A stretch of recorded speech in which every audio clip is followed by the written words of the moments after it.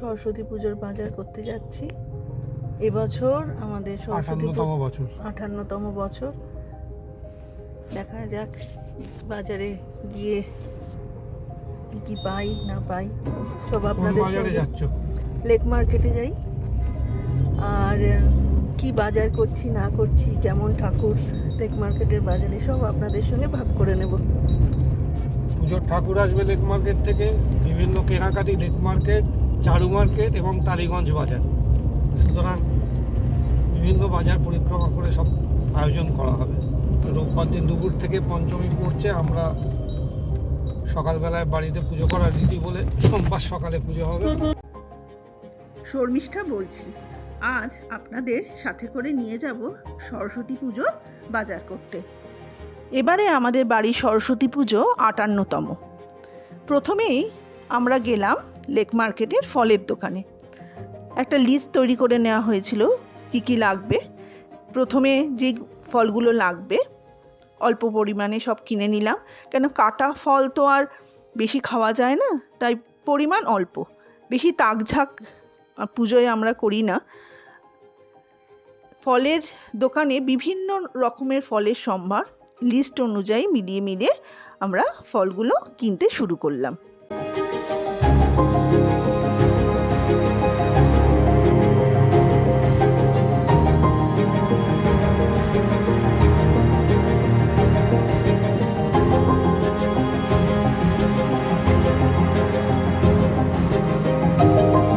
শাড়ি দিয়ে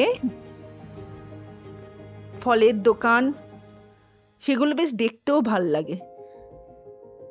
তারপর চলে গেলাম আমরা মুড়ি মুড়কির দোকানে। যা যা লাগে সেগুলো কেনাকাটি শুরু করলাম। প্রথমে একটু নিলাম গুড়, কারণ গুড় লাগবে কুলের চাটনি করার জন্য। সরস্বতী পুজোর প্রধান আকর্ষণ সবার কাছেই বোধহয় কুল, আর এই কুলের চাটনি আমি প্রচণ্ড পরিমাণে খেতে ভালোবাসি। শুধু আমি নয়, আমার বন্ধু বান্ধবরাও খুব খেতে ভালোবাসে।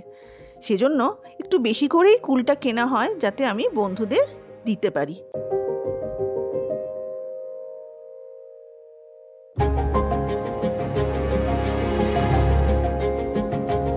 আজই লেক মার্কেটে বেশ ভিড় ছিল, কারণ সরস্বতী পুজোর তো প্রত্যেক বাড়িতেই প্রায় হয়।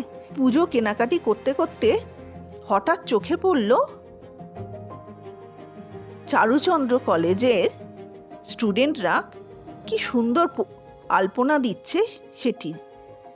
গিয়ে তাদের কাছে একটুখানি পারমিশন নিলাম যে তোমাদের ছবি তুলবো।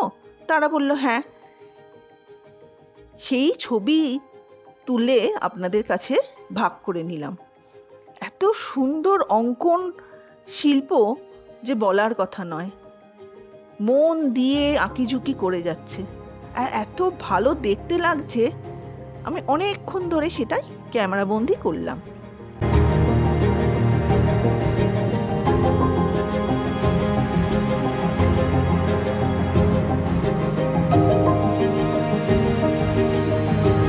ছোট্ট ছোট্ট ছেলে মেয়েগুলো যখন এরকম উৎসাহ নিয়ে আঁকছে দেখে আমার সেই কলেজ লাইফের কথা মনে পড়ে গেল।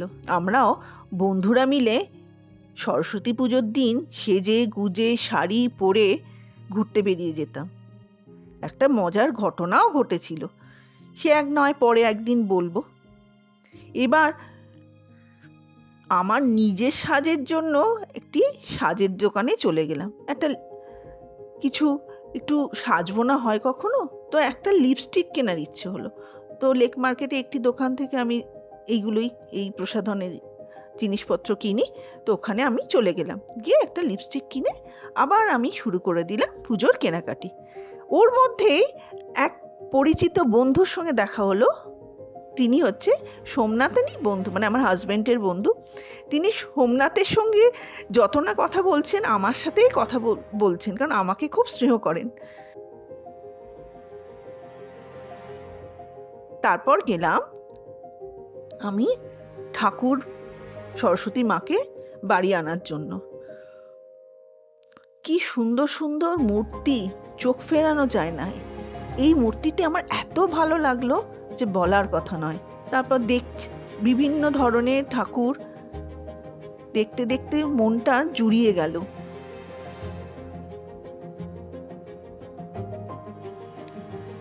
পুজোর কেনাকাটি করতে করতে কিছু ফুলের সম্ভার দেখতে পেলাম।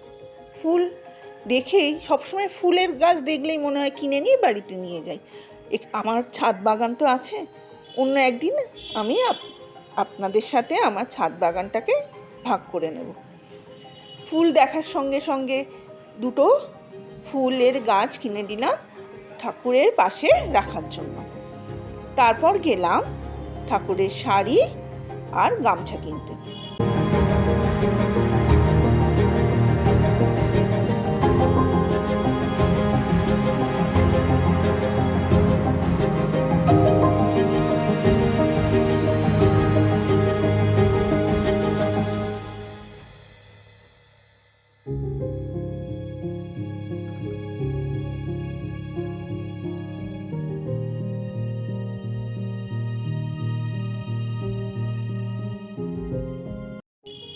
শাড়ি কেনার পর গামছাটা কিনলাম। গামছাটা একটু বড় পরিমাণেই ঠাকুরমশাই বলেন। ওনার শাড়ি কীরকম না হয়েছে ওনার কোনো মাথা ব্যথা নেই, কিন্তু গামছাটা ভালো হতে হবে। উনি ওই গামছাটা মাথায় জড়িয়ে পুজো করেন কি না।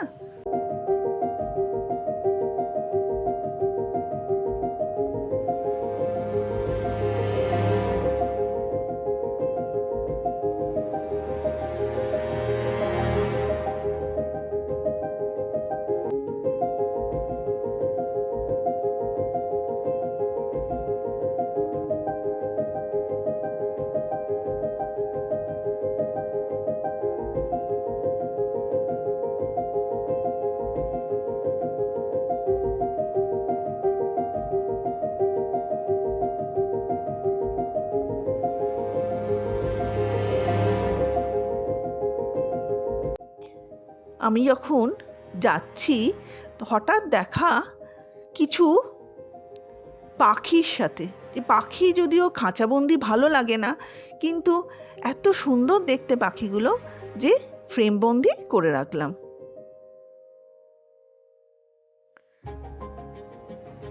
পাখির ওই কিচিরমিচির শুনতে বেশ দাঁড়িয়ে দাঁড়িয়ে ভালোই লাগছিল।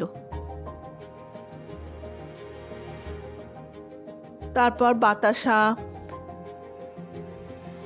নাড়ু, খই, মুরকি এগুলো কিনে ফেললাম।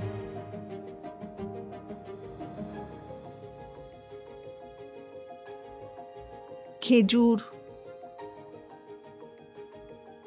এরপর এলাম চাঁদমালা কিনতে।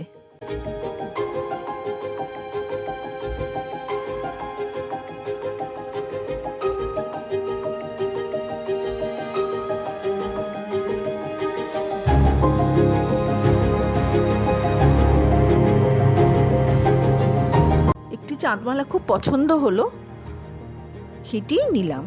বেশ ময়ূর আঁকা, সুন্দর দেখতে চাঁদমালাটি।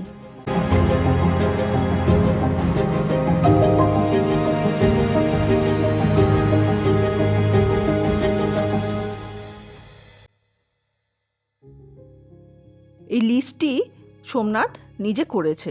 এই লিস্ট মিলিয়ে মিলিয়ে আমরা কিনছি, আর যেটা হয়ে যাচ্ছে সেটা টিক দিয়ে দিচ্ছি। এবার চলে এলাম সরস্বতী ঠাকুরের। ফাইনাল যে সরস্বতী ঠাকুর আমরা কিনেছি সেটাকে সঙ্গে করে বাড়ি নিয়ে যাওয়ার জন্য। আজ রাস্তায় বেশ ভিড়, গাড়ি দাঁড়িয়েছিল অনেকক্ষণ।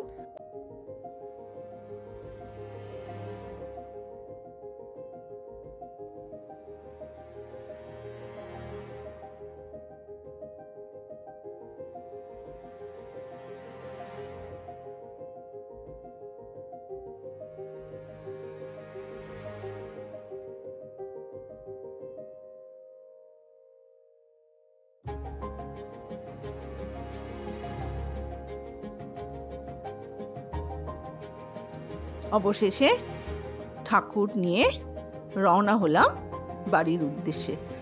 মাকে আমার কোলে বসেই নিয়ে এলাম।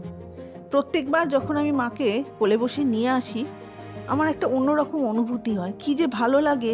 একটু কয়েকটা ফুলও কিনে নিয়েছিলাম, ফুলের টব। মা বাড়িতে চলে এসছেন, এবার মাকে নিয়ে বাড়িতে ঢুকবো। আজকের এই পর্যন্ত, আবার একটি নতুন ব্লগ নিয়ে আসব। ব্লগটি যদি ভালো লাগে তাহলে like, comment, share and subscribe করে দেবেন। আশা করি এই নতুন পথ চলার সঙ্গী হয়ে আপনারা আমার পাশে থাকবেন। সবচেয়ে বড় কথা হলো মনকে খুশি ও আনন্দে রাখবেন। নমস্কার।